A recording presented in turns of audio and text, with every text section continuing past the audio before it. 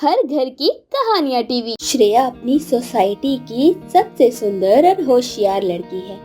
वो अपने ससुराल वालों के साथ रहती थी।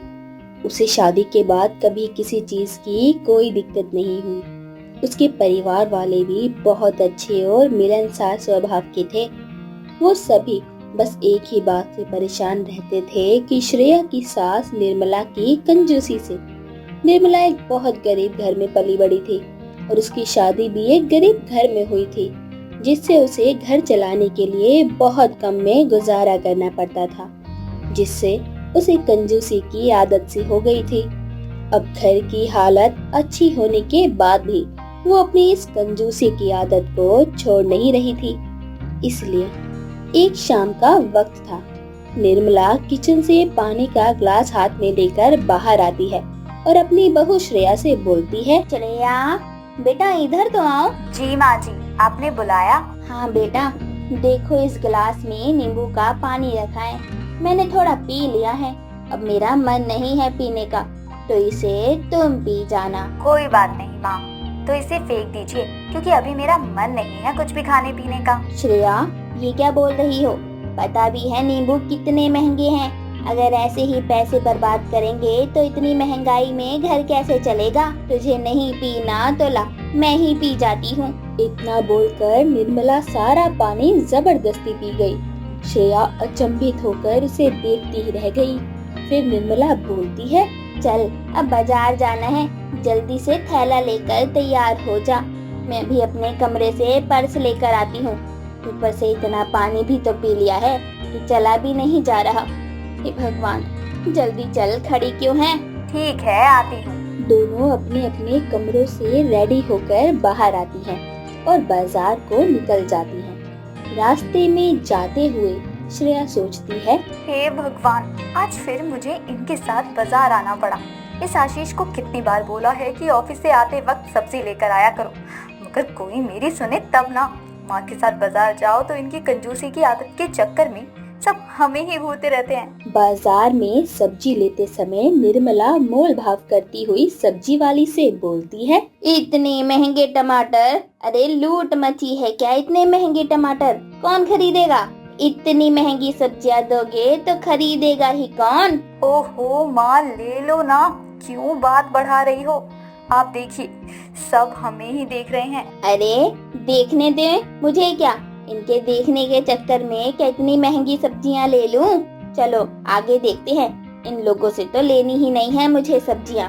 गुस्से में बड़बड़ाते हुए निर्मला श्रेया को लेकर आगे चली जाती है और दोनों सब्जियां खरीदने लगते हैं।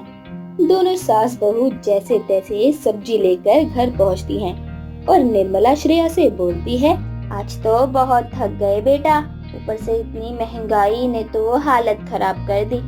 बैग भर के पैसे ले गई थी और थैला भर के सब्जी भी नहीं मिली। हाँ माँ, महंगाई तो कुछ ज्यादा ही बढ़ गई है। चला फ्रेश होकर खाना बना ले, आशीष ऑफिस से आता ही होगा। ठीक है।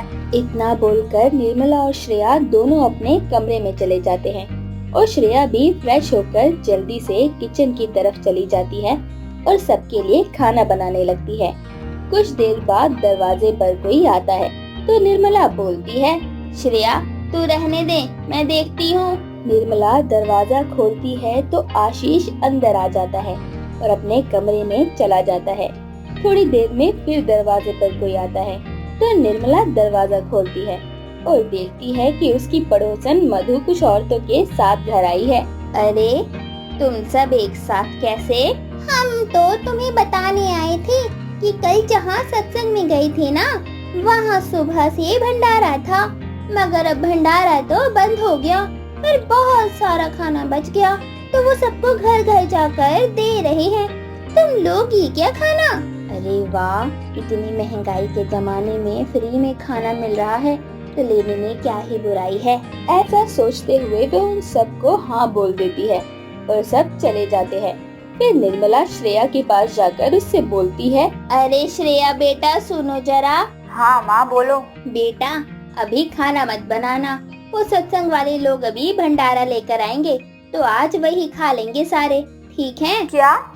मगर मैंने तो खाना बना लिया है, उसका क्या करूँगी? चल ठीक है, कोई बात नहीं, फ्रिज में रख लेंगे खाना, कुछ खराब नहीं होगा। श्रेया को समझ आ गया था कि इस बार उसकी सास की कंजूसी और लालच उस पर भारी पड़ने वाला है।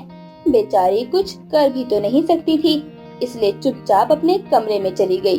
थोड़ी देर में सभी भंडारे का खाना लेकर निर्मला के घर आ गए और निर्मला ने सारा खाना घर में रखवा लिया। शाम को जब श्रेया और आशीष खाना खाने आए तो खाना देखकर उनकी आंखें फटी की फटी रह गई और श्रेया जोर से बोली, अरे बाप रे, इतना सारा खाना, इसे हम खाएंगे या पूरा मोहल्ला? सही बोल रही हो श्रेया, इतना खाना देखकर ही मेरा पेट भर गया।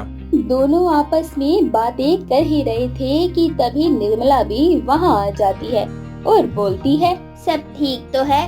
तुम दोनों के चेहरे का रंग क्यों उतर गया? इतना खाना देखकर तो मेरा खाना खाने का मन ही नहीं कर रहा। आपने इतना खाना क्यों ले लिया? क्या करेंगे हम इसका? बिल्कुल सही, मुझसे तो ये सब खाया नहीं जाएगा। श्रेया, अगर घर में कुछ बना हो तो मुझे वो लाकर दे दो, मैं वो खाकर सो जाऊंगा। हाँ, मुझसे भी ये सब खाया नहीं जाएगा, मैं भी घर का बना ही खाऊंगी। अभी मुझे अपनी तबीयत थोड़ी खराब करनी है ये सब खाकर। श्रेया ने जो घर में बनाया था उसे ले जाकर आशीष को दे देती है और खुद भी वही खाकर अपने कमरे में चली जाती है। अब निर्मला का भी उस भंडारे के खाने को देखकर जरा भी मन नहीं कर रहा था खाने का, जिसके कारण वो बोलती है, अब मैं अकेली जान इतना सारा खाना कैसे खा पाऊंगी? इतना खाना तो मैं 4 दिन में भी खत्म नहीं कर पाऊंगी। जाकर श्रेया से मदद मांगती हूँ, वही बताएगी कि इसका क्या करना है। इतना बोलकर वो श्रेया के पास उसके कमरे में चली जाती है और वहाँ जाकर बोलती है, बेटा श्रेया, देखो मुझे माफ कर दो, मेरी वजह से तुम लोगों को बहुत दिक्कत उठानी पड़ती है, पर अब गलती हो गई मुझसे। तुम दोनों ही हो जो मेरी मदद कर सकते हो। मैं अपनी आंखों के सामने इतना सारा खाना बर्बाद होते नहीं देख सकती। वो तो है, आपकी कंजूसी की वजह से तो हम वैसे ही परेशान थे। अब देखिए, आज लालच की वजह से इतना अन्न बर्बाद हो रहा है। हाँ बेटा, मैंने अपने जीवन में बहुत गरीबी देखी है और तंगी देखी है, इसलिए मेरा स्वभाव हमेशा कंजूसी वाला रहा है। मैंने कभी अन्न बर्बाद नहीं किया। अब जब मेरी गलती की वजह से ये सब हो रहा है तो मुझे बहुत बुरा लग रहा है। तुम ही कुछ उपाय बताओ। आप भले ही कितनी भी कंजूस हो और दिल की बुरी नहीं है, और ये आप सबसे गलती से हुआ है, तो आप इसे अपने दिल पर मत लीजिए। अभी इस खाने का कुछ करते हैं, बर्बाद तो होने नहीं देंगे इसे। ऐसा बोलकर वो निर्मला को साथ लेकर किचन में उस सारे खाने को डब्बों में पैक करने लगती है और आशीष को बुलाते हुए बोलती है, आशीष जल्दी आइए, हमें बाहर जाना है। कहाँ जाना है श्रेया? रुकिए माँ, अभी पता चल जाएगा। बोलो कहाँ जाना है, और ये क्या रख लिया तुमने? सवाल मत करो, बस सामान उठाओ और चलो। सभी डिब्बों में पैक किया गया खाना ले जाकर सड़क किनारे रहने वाले लोगों और उन लोगों को दान देने लगती है जिनके पास खाने को कुछ नहीं होता और खाना ना होने की वजह से उन्हें भूखा ही सोना पड़ता है। सारा खाना बांटने के बाद निर्मला श्रेया से बोलती है, श्रेया, आज तुम्हारी वजह से मेरे मन का बोझ हल्का हो गया, वरना आज मेरी वजह से इतना अन्न बर्बाद हो जाता। ये सोच सोच कर तो मेरा दिल ही बैठा जा रहा था। ओहो माँ, आप अब तक वही बात लेकर बैठी हो। ये सोचिए कि आज आपकी वजह से कितने भूखे लोगों को खाना मिल गया। अब से मैं कभी दोबारा ऐसी गलती नहीं करूँगी और अपनी कंजूसी की आदत को छोड़ने की कोशिश करूँगी। ठीक है, मगर आप कंजूसी की जगह चीजों का उचित इस्तेमाल कर सकती हैं, तब किसी को कोई दिक्कत नहीं होगी। क्यों आशीष? हाँ भाई, जैसा तुम सास बहू को ठीक लगे। मुझे तो बख्श दो, बहुत रात हो गई है और मुझे नींद आ रही है। घर चलें अब। सभी आशीष की बातें सुनकर हंसने लगते हैं और घर वापस आ जाते हैं। अन्न को बर्बाद नहीं करना चाहिए। आपका बर्बाद किया गया अन्न किसी का पेट भर सकता है। चीजों का उचित उपयोग करें, बर्बाद ना करें।